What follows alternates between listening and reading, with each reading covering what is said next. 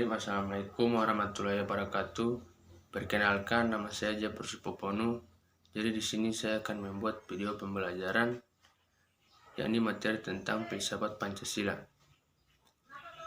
Pengertian filsafat Pancasila. Filsafat Pancasila adalah penggunaan nilai Pancasila sebagai dasar negara dan pandangan hidup bernegara. Pada prinsipnya, Pancasila sebagai filsafat ialah perluasan keunggulan dari awal sebagai dasar dan ideologi yang telah merambah ke dalam produk filsafat.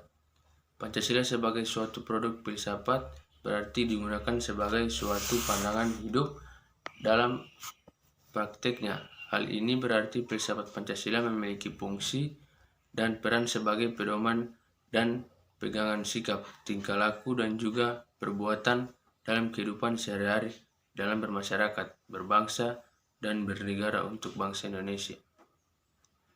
Pancasila sebagai filsafat juga berarti bahwa Pancasila memuat pandangan, nilai, dan pemikiran yang dapat menjadi isi dan substansi dari pembentukan ideologi Pancasila.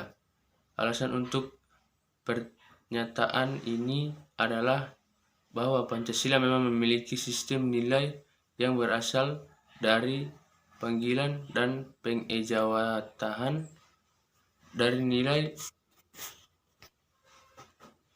nilai kebudayaan Indonesia yang mendasar sepanjang sejarah, yang berasal dari unsur budaya eksistensi yang sesuai untuk menyatu dengan budaya bangsa Indonesia. Hal ini kemudian ditangkap sebagai buah dari perenungan yang mendalam dari awal oleh para tokoh pendiri bangsa Indonesia, yang merupakan sebagai prinsip dasar filsafat dan untuk memutuskan dalam sistem dasar negara yang berdiri di atas negara Republik Indonesia. Pertanyaan di atas, apakah negara Indonesia didirikan? Menjadi awalan yang sangat mendasar dalam perumusan Pancasila ketika mereka pertama kali bersidang di lembaga BPUPKI. Kemudian materi yang kedua yaitu fungsi filsafat Pancasila. Sebagai jiwa bangsa Indonesia, setiap bangsa Indonesia di dunia memiliki jiwanya sendiri. Hal ini disebut dengan istilah Voggelis yang berarti jiwa bangsa atau jiwa rakyat. Bagi bangsa Indonesia, Pancasila adalah jiwa yang telah memainkan peran penting dalam kehidupan Indonesia dalam semangat Pancasila sejak kelahirannya setelah proklamasi kemerdekaan Indonesia. Kemudian yang kedua, sebagai kepribadian bangsa Indonesia. Filsafat Pancasila juga berfungsi sebagai kepribadian bangsa Indonesia, donor yang merupakan ciri khas bangsa Indonesia dan menjadi ciri pembeda bangsa kita di tengah bangsa lain di dunia. Dengan demikian, Pancasila berfungsi sebagai kepribadian bangsa, juga dimanifestasikan sebagai identitas nasional melalui perilaku dan sikap spiritual, sehingga ciri bangsa ini datang dalam bentuk kepribadian Indonesia. Kemudian yang ketiga, sebagai sumber dari semua sumber hukum. Indonesia adalah negara hukum yang menerapkan hukum secara adil berdasarkan peraturan yang berlaku. Dalam hal ini, fungsi filsafat Pancasila merupakan sumber dari seluruh sumber daya hukum di Indonesia. Dengan kata lain, sifat standar hukum di Indonesia harus sesuai dan diperoleh di Pancasila. Dengan kata lain, sifat standar hukum Indonesia harus sesuai dengan Pancasila. Dan tidak hanya itu semua warga negara Indonesia harus mematuhinya. Tidak boleh ada hukum dan peraturan mengenai Pancasila. Masing-masing dari sila yang terkandung dalam Pancasila berfungsi sebagai nilai dasar, sedangkan hukum adalah nilai instrumental atau keterangan tentang sila Pancasila. Hal ini menjelaskan dengan apa yang dinyatakan dalam pembukaan Konstitusi 1945 ayat 4 yang menunjukkan bahwa posisi Pancasila bagi bangsa Indonesia sebagai dasar, kerangka, dan pedoman untuk Indonesia dan tata tertib hukum. Di Indonesia yang ada pada dasarnya terkandung dalam prinsip spiritual, ada hukum dan peraturan mengenai Pancasila. Masing-masing dari sila yang terkandung dalam Pancasila berfungsi sebagai nilai dasar, sedangkan hukum adalah nilai instrumental atau keterangan tentang sila Pancasila. Hal ini menjelaskan dengan apa yang dinyatakan dalam pembukaan Konstitusi 1945 ayat 4 yang menunjukkan bahwa posisi Pancasila bagi bangsa Indonesia sebagai dasar, kerangka, dan pedoman untuk Indonesia dan tata tertib hukum. Di Indonesia yang ada pada dasarnya terkandung dalam prinsip spiritual Pancasila.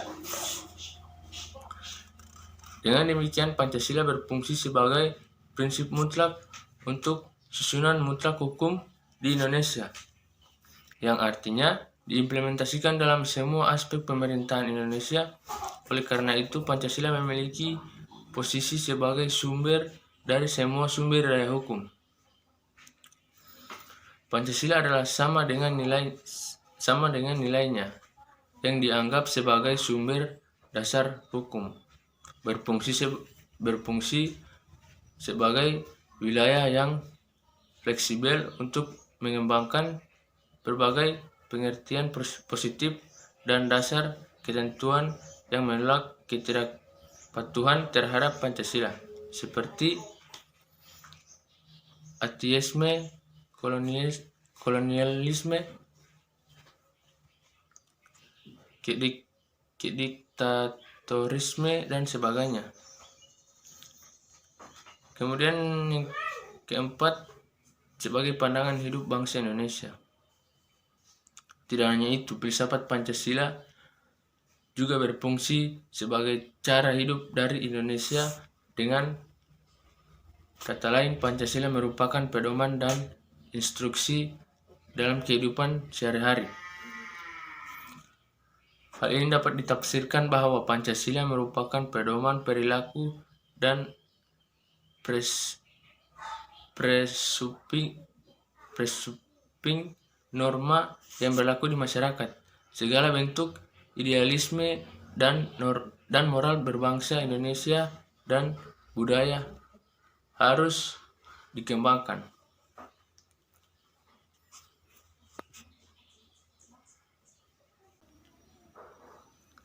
Yang keempat, sebagai pandangan hidup bangsa Indonesia. Tidak hanya itu, filsafat Pancasila juga berfungsi sebagai cara hidup dari Indonesia. Dengan kata lain, Pancasila merupakan pedoman dan instruksi dalam kehidupan sehari-hari. Hal ini dapat ditafsirkan bahwa Pancasila merupakan pedoman perilaku dan presuping norma yang berlaku di masyarakat. Segala bentuk idealisme dan moral bangsa Indonesia dan budaya harus bersumber dari Pancasila.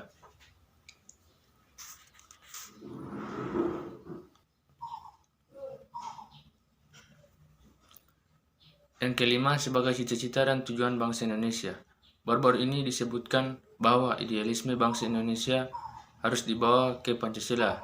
Hal ini dapat disimpulkan dari pembukaan Konstitusi 1945 yang secara jelas berisi Pancasila, yang merupakan tujuan dan ide bangsa Indonesia, yaitu menciptakan masyarakat yang adil dan sejahtera. Yang keenam, menjadi falsafah hidup bangsa. Dengan kata lain, filsafat Pancasila memiliki fungsi kesatuan bangsa.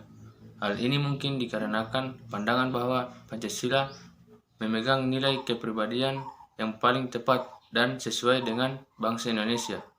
Tidak hanya itu, Pancasila juga dianggap sebagai nilai yang paling bijaksana, paling adil, dan paling tepat untuk menyatukan seluruh rakyat Indonesia.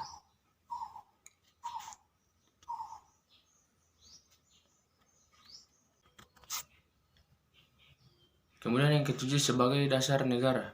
Jika telah disebutkan bahwa fungsi filsafat Pancasila merupakan salah satu sumber dari semua sumber hukum, maka Pancasila juga berfungsi sebagai dasar untuk mengatur pemerintah atau penyelenggara negara. Segala sesuatu yang ada dalam kehidupan bangsa Indonesia, baik rakyat, pemerintah, wilayah, maupun aspek negara lainnya, harus didasarkan pada Pancasila. Pancasila dirumuskan oleh para pendiri bangsa dan lahir dari cara hidup Indonesia. Proses merumuskan Pancasila sebagai dasar negara melalui perjanjian, penelitian, dan investigasi berlangsung di pertemuan BPUPKI. Dalam pidato oleh Insinyur Soekarno pada tanggal 1 Juni 1945 disebutkan betapa pentingnya keberadaan suatu instrumen persatuan bangsa.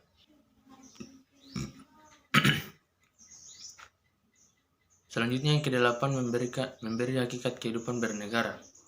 Filsafat Pancasila juga memberikan jawaban atas berbagai pertanyaan mendasar atau sangat mendasar, seperti sifat kehidupan negara dengan sifat Pancasila. Kita dapat mengetahui bahwa sifat kehidupan pedesaan adalah semua aspek yang memiliki hubungan erat dengan kehidupan sosial dan kelangsungan hidup negara. Sebagai contoh, peraturan politik, bentuk pemerintahan, pengaturan ekonomi negara, dan lainnya. Yang ke-9, memberi substansi tentang hakikat negara, ide negara, dan tujuan bernegara.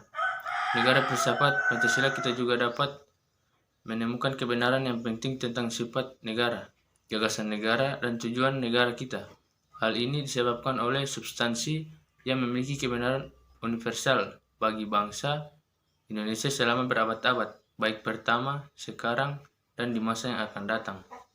Konsep substansi juga memiliki keuntungan menjadi faktor penentu untuk pengurangan dan induktif titik penurunan, atau dapat juga diartikan sebagai mengizinkan substansi untuk diuji.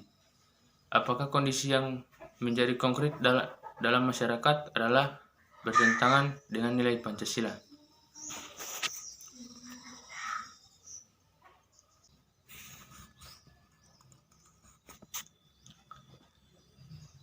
Jadi yang terakhir atau yang ke-10 menjadi perangkat ilmu kenegaraan. Fungsi filsafat selanjutnya, Pancasila adalah perangkat ilmu pengetahuan yang berbeda, khususnya ilmu pengetahuan yang berkaitan dengan kehidupan negara. Hal ini dapat tercermin dalam berbagai contoh Pancasila sebagai pengetahuan ilmiah yang kami temukan setiap harinya. Fungsi Pancasila sebagai instrumen ilmu pengetahuan ini akan terlihat jelas jika pemerintah negara secara teratur dipimpin seperti kehidupan negara seharusnya.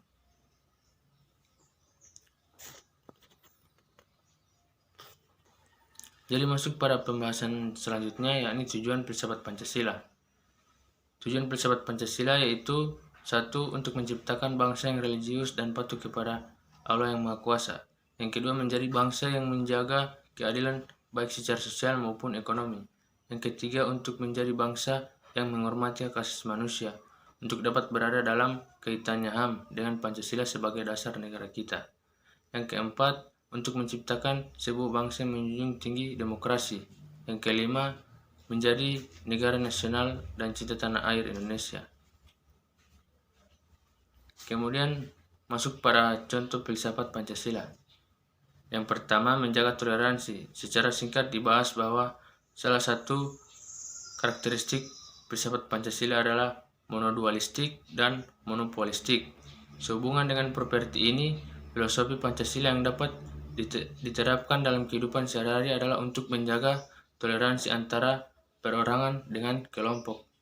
Sebagai manusia kita dapat disapa bahwa kita membutuhkan kehidupan sosial dengan berinteraksi dengan orang lain. Pada saat yang sama, setiap orang memiliki perbedaan, terutama di Indonesia, yang memiliki begitu banyak keagamaan, budaya, ras, etnis, agama, dan sebagainya. Di sini kita harus dapat menerapkan kehidupan toleransi dalam kehidupan sehari-hari untuk fungsi toleransi dalam hidup dan dengan kualitas monopolistik yang membawa dengan filosofi Pancasila.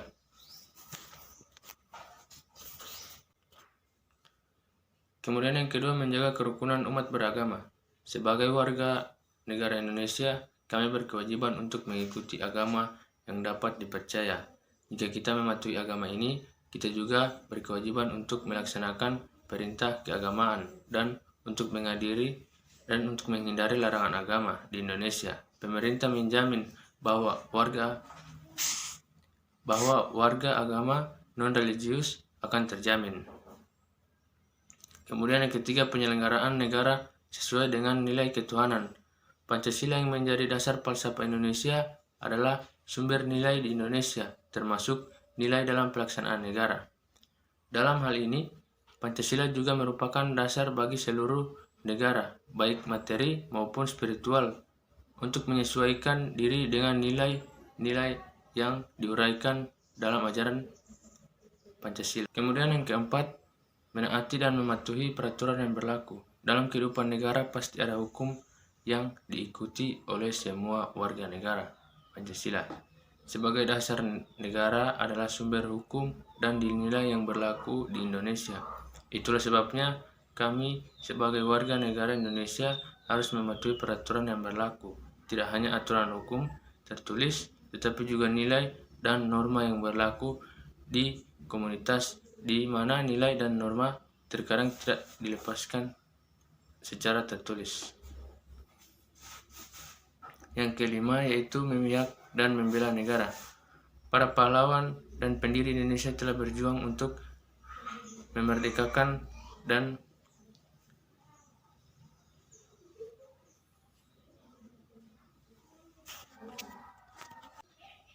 jadi selanjutnya yang kelima yaitu tidak membuat perpecahan antar kelompok. Sebagai warga negara Indonesia, kami memiliki kebebasan berbicara dan mengelompokkan. Hal ini tidak biasa bagi kita. Sebagai anggota kelompok, kami juga merasa bahwa kita adalah kelompok terbesar dan terbaik di kelompok lain. Hal ini dapat menyebabkan grup lain atau kelompok lain atau bisa jadi diabaikan. Seperti itu. Dan menyebabkan perpecahan untuk melemahkan kesatuan bangsa kita. Oleh karena itu, sebagai suatu praktek Pancasila, kita harus mampu melestarikan kesatuan bangsa. Salah satu cara adalah untuk tidak membagi kelompok. Kita perlu memahami bahwa setiap kelompok memiliki nilai yang diyakini berbeda dari kelompok lain. Perbedaan harus dihargai dan kita tidak membenci atau jatuh sebagai upaya untuk melestarikan integritas NKRI. Yang keenam yaitu mengakui persamaan derajat. Ada begitu banyak orang yang di sekitar kita dari kalangan yang berbeda dan kelompok. Seringkali berbeda antara orang lain atau kelas di masyarakat, membuat Anda lupa dan merasa lebih unggul daripada orang lain. Hal ini dapat menyebabkan tindakan sewenang-wenang kepada orang lain, bersedia untuk memiliki ataupun bersikap sombong kepada orang lain.